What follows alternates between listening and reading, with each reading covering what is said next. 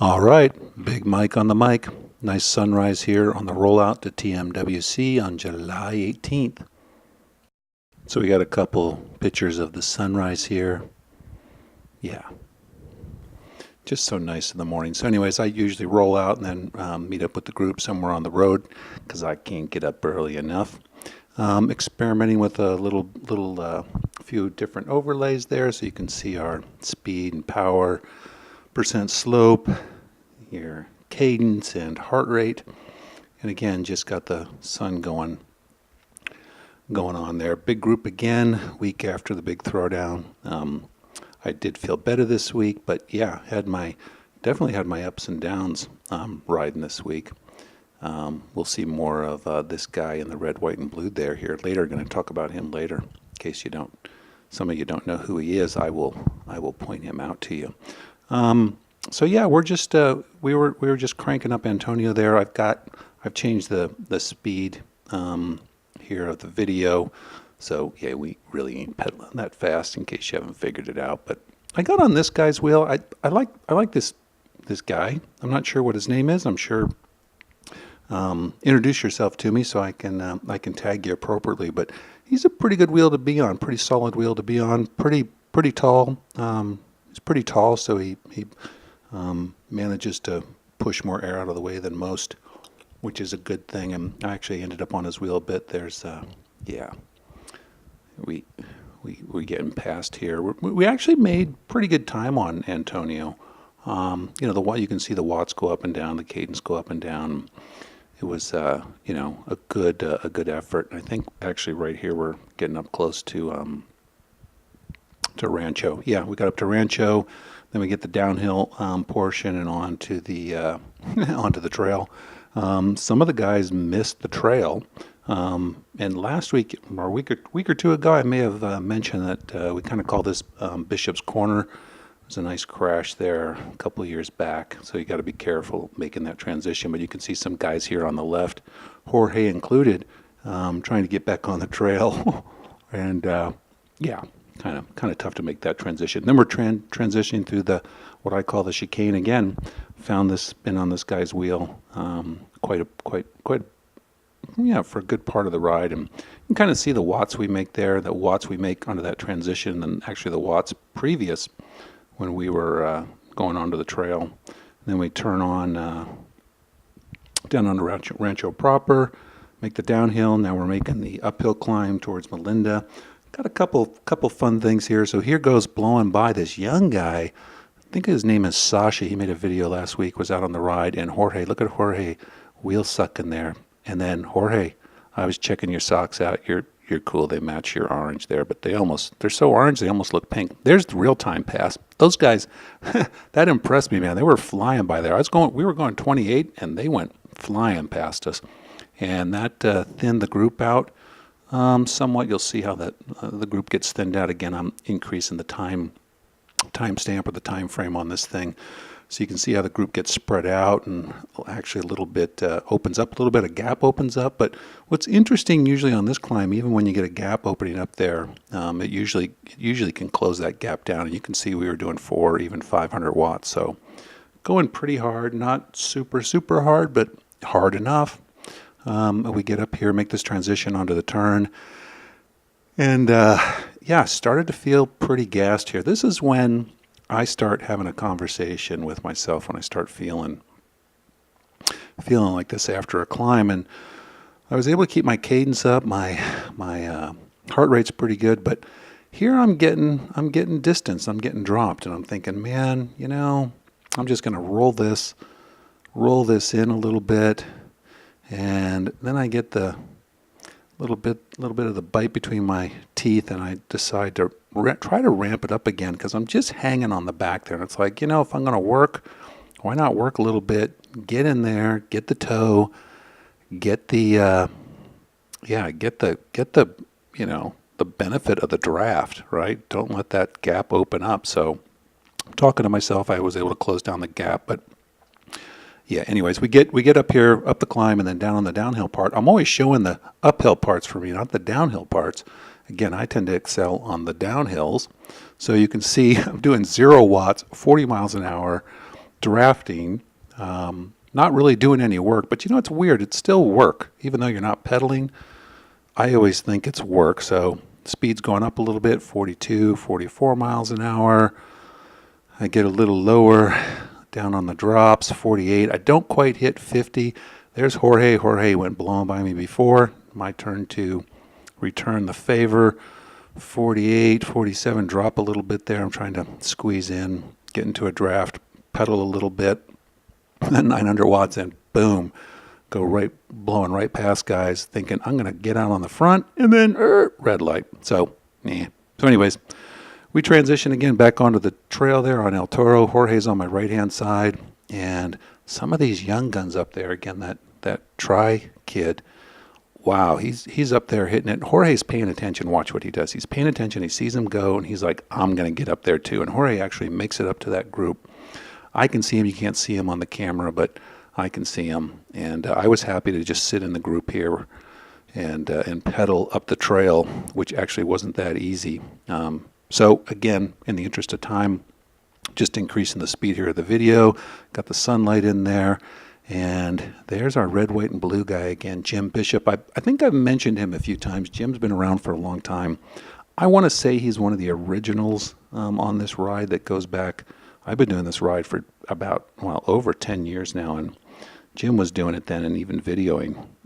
But was one of the first guys to video. And I'm kind of tagging him here because what a solid rider, and has always been a solid rider, always been out there. A little bit of a grinder, but so am I, even though I'm trying to change and keep my RPMs up. So here we got the speed going up again just as we go up the whole trail. And what I wanted to point out here was, thanks Jim, he's telling us there's people in the way. Good etiquette there. What I wanted to point out was I tend to ride better when I'm on a solid wheel, and Jim's one of those guys who has always been what I consider a solid wheel, right? Pedaling a straight line, pedaling pretty much the same cadence, not deviating from the path much, not really causing a ruckus at all. So I'm thinking, I'm getting on Jim's wheel, and I'm just going to sit there. Stevie goes by. I'm just going to sit on Jim's wheel and not let anybody else take it. And I hadn't been feeling the greatest. I've been kind of up and down in terms of how I was feeling on the bike this morning, just having that internal conversation with myself, just keep pushing myself. Do I give up the ghost? Do I keep going?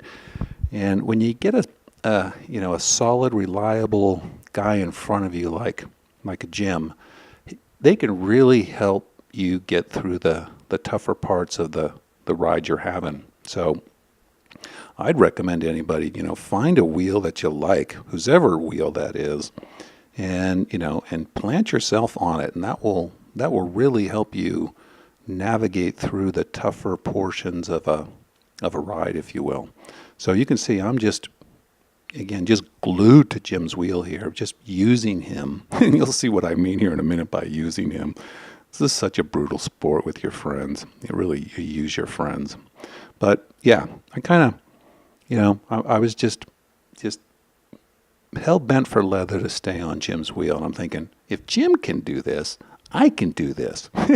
So you could, if you're watching the power meter there and the speed and the cadence, you can see it. So anyways, we get through the tunnel there. I kind of cut through there, and Jim started to suffer here too. And there's a little bit of gap there, and I'm talking to him, and I'm telling him, I'm just using him. Poor guy. I'm like, you can do this. You see the watts go way down there for a bit, and Jim went on it, and then he lost it a bit, and I talked to him. I think I encouraged him again. I'm like, you can close that gap. So I'm actually making him do the work for me. Watch, the watts are going to go back up here again. And boy, look at that effort. You can't really even tell he's doing extra effort. He just kind of always looks the same on the bike, which is just, I think, amazing. So, I really, I kind of gave him some words of encouragement there to close that gap, and he did. And then, look what your friends do, right?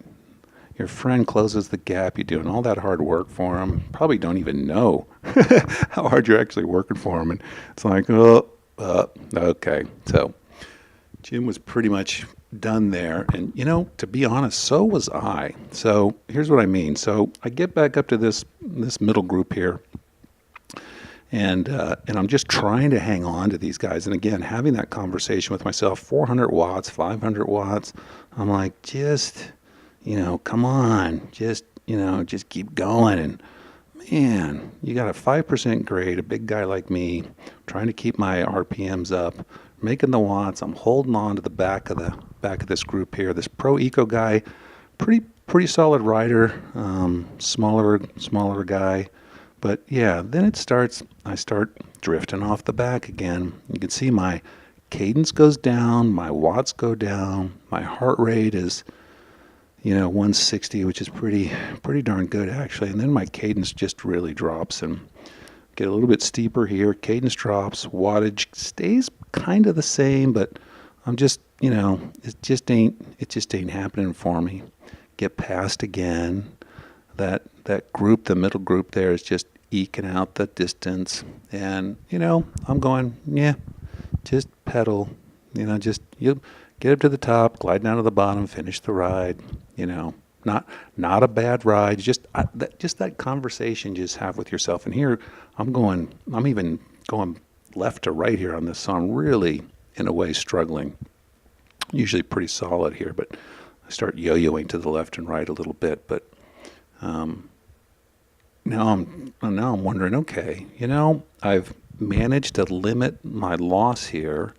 This Pro Eco guy, I can see him up there. I'm actually putting a little bit of distance on him. So maybe if I just stay on this, maybe I'll start feeling a little bit better. And I'm thinking, no, I'm not going to feel better because the climb gets steeper. And that makes it harder. But I'm reeling him back in a little bit, reeling him back in slowly but surely. And yeah, then I guess you just hit that point where you're like, okay, I'm gonna catch him. So I catch him, see my watts go up, success breeds success, going a little bit faster. I can get up to 400 watts here towards the top of this climb.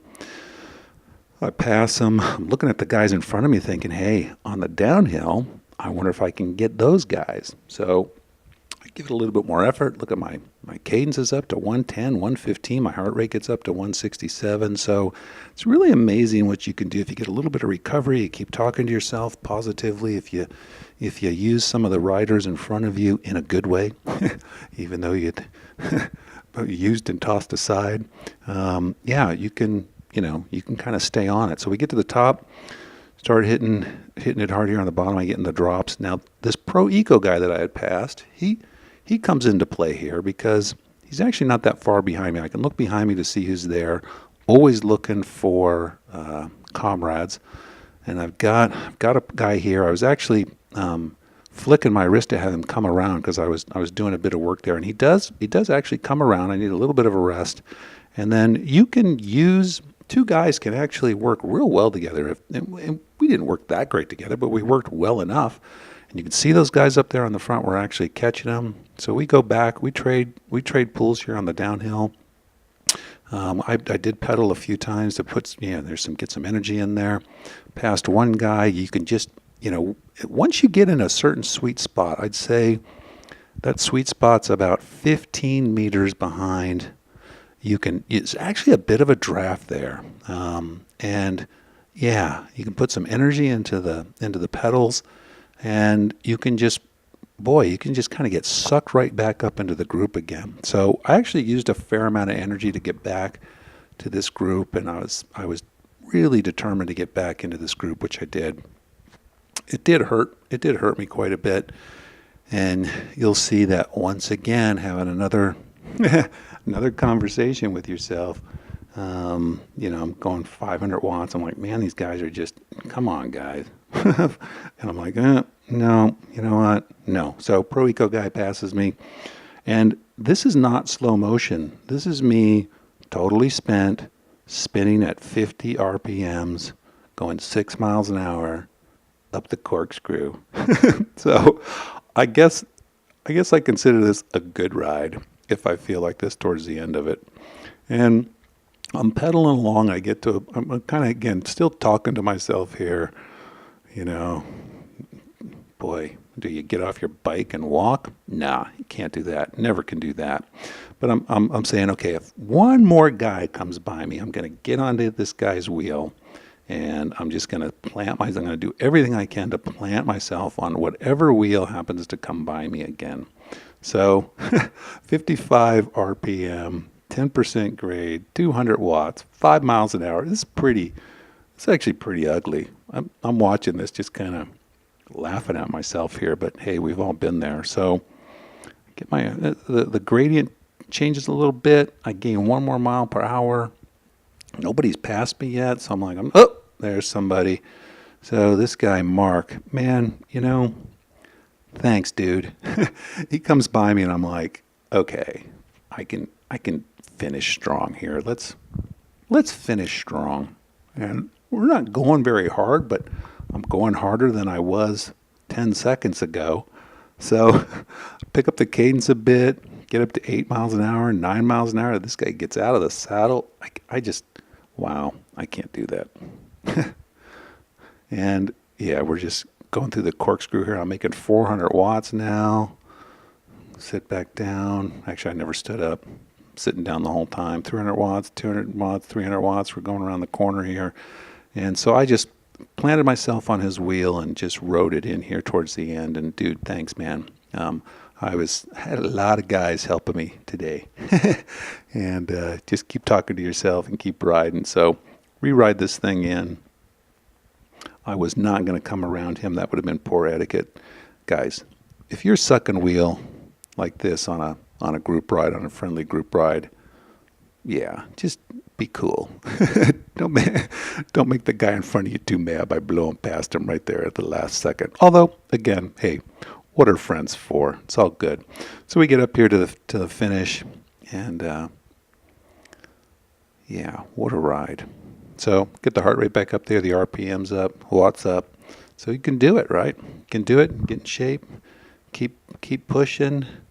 Use the other cyclists that are there as incentive, I guess, or as motivation.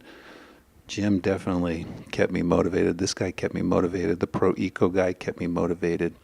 And I think if I remember right, I should have looked behind me, because I'm pretty sure at the end here, when we come around the corner, at the end, Jim is back there. I think I think we'll see Jim here if I remember what happened right when I was putting this video together and editing it. Man, 18, 19 minutes into this video. If you guys have been around this long, wow, good on you. You're all nutso like me. Yeah, so I make this corner. I'm barely moving, coming up to where everybody's sitting. Jim, where are you, man? Are you back there? Where are you? Where are you, Jim? I'm going to fade to black here in a second. I'll be disappointed if I don't see Mr. Bishop come by here right at the very last second. There he is. All righty, guys. Later.